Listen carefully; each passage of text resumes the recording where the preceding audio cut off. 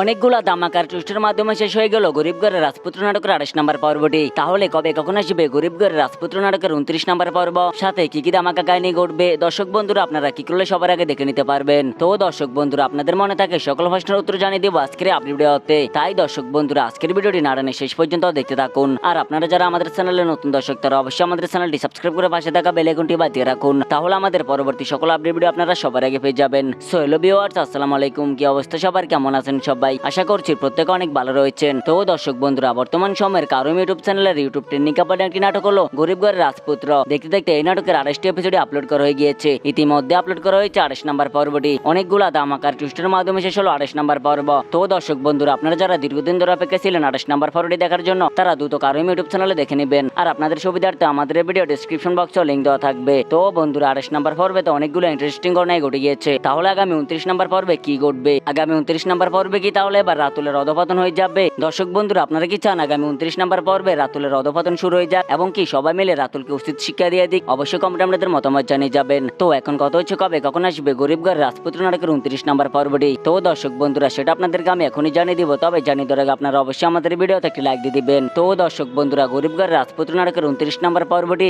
আগামী শনিবার দুপুর 12টায় শুধুমাত্র কারুম ইউটিউব চ্যানেলে আপলোড করা হবে। তো আপনারা কে কে কোথা থেকে অপেক্ষা রয়েছেন 29 নম্বর পর্বটি দেখার জন্য অবশ্যই কমেন্টে আপনাদের মতামত জানিয়ে যাবেন। আর আজকের এই ভিডিওটি আপনারা কে কোথা থেকে দেখেছেন সেটা কমেন্টে বলে যাবেন। তো দর্শক বন্ধুরা আজকের মতো এখানে বিদায়, দেখা হবে নতুন কোনো আপডেট ভিডিও নিয়ে। সে পর্যন্ত ভালো থাকুন, সুস্থ থাকুন, আল্লাহ হাফেজ।